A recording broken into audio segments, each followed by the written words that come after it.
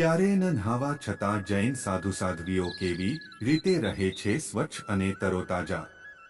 રહસ્ય જાણીને ચોંકી જશો. જૈન ધર્મમાં મુનિ અને સાધ્વીઓ કડક અને શિસ્તબદ્ધ જીવન જીવે છે. તે દીક્ષા લીધા પછી ક્યારેય નહાતા નથી, તેમ છતાં હંમેશા ફ્રેશ અને સાફ કેવી રીતે લાગે છે? ચાલો જાણીએ ક્યારેય નહીં નહાવા પાછળનું શું છે કારણ. જૈન ધર્મમાં બે પ્રકારના પંથ હોય છે, શ્વેતાંબર અને દિગંબર. બંને પંથોના સાધુ અને સાધ્વીઓ દીક્ષા લીધા પછી કઠોર જીવન જીવે છે. તે સાચા અર્થમાં મર્યાદિત અને શિસ્તબદ્ધ જીવન જીવે છે, જેમાં કોઈ પણ પ્રકારના ભૌતિક અને સુવિધાપૂર્ણ સંસાધનોનો ઉપયોગ નથી કરતા. શ્વેતાંબર સાધુ અને સાધ્વીઓ શરીર પર ફક્ત એક પાતળું સુતરાઉ કાપડ ધારણ કરે છે. દિગંબર સાધુ તો કપડાં પણ નથી પહેરતા, પરંતુ જૈન ધર્મની સાધ્વીઓ જરૂર એક સફેદ કાપડ સાડીના રૂપે ધારણ કરે છે. કડકડતી ઠંડીમાં પણ તેઓ ફક્ત આ પ્રકારના જ કપડાં પહેરે છે. દિગંબર સાધુ તો કડકડતી ઠંડીમાં પણ કોઈ કપડાં નથી પહેરતા. હા, શ્વેતાંબર સાધુ હવે સાધ્વીઓ પોતાની સાથે રહેતી 14 વસ્તુમાંથી એક કામળી પણ રાખે છે, જે ખૂબ જ પાતળી હોય છે. તેને ફક્ત સૂતા સમયે જ ઓઢે છે. આ તમામ સાધુ અને સાધ્વીઓ ભલે ગમે તે સિઝન હોય, જમીન પર જ સૂવે છે. આ જમીન ખુલ્લી અથવા લાકડીવાળી પણ હોઈ શકે છે. તે ચટાઈ પર પણ સૂઈ શકે છે. સૂવા માટે તે સૂકી ઘાસનો પણ ઉપયોગ કરી શકે છે. જો કે આ સાધુ અને સાધ્વીઓની ઊંઘ ખૂબ જ ઓછી હોય છે. તમને આ વાત જાણીને નવાઈ લાગશે, પરંતુ આ સત્ય છે કે દીક્ષા લીધા પછી જૈન સાધુ અને સાધ્વીઓ ક્યારેય નહાતા નથી. માનવામાં આવે છે કે તેમના સ્નાન કરવા પર સૂક્ષ્મ જીવોનું જીવન જોખમમાં મુકાઈ જશે.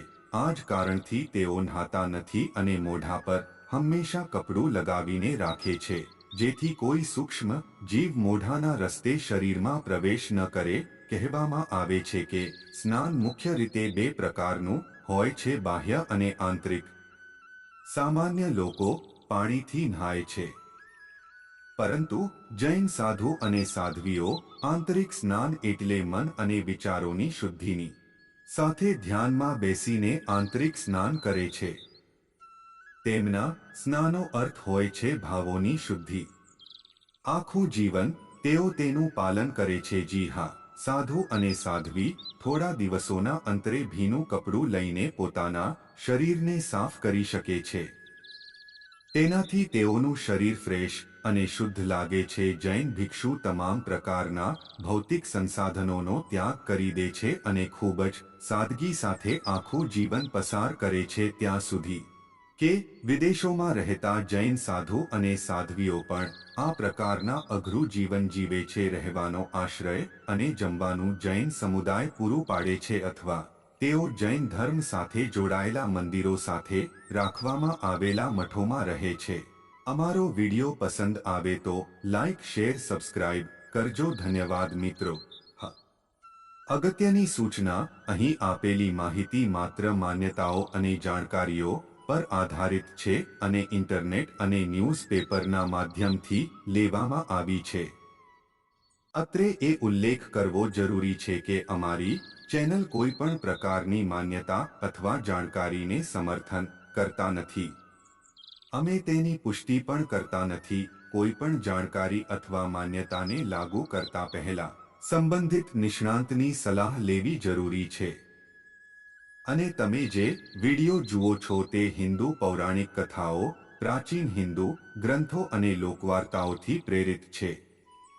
આ વિડિયો હજારો વર્ષ જૂના માનવામાં આવતા ધાર્મિક ગ્રંથો પર આધારિત છે. મહેરબાની કરીને નોંધ કરો કે અમારો હેતુ કોઈ ચોક્કસ વ્યક્તિ, સંપ્રદાય અથવા ધર્મની લાગણીઓને ઠેસ પહોંચાડવાનો નથી.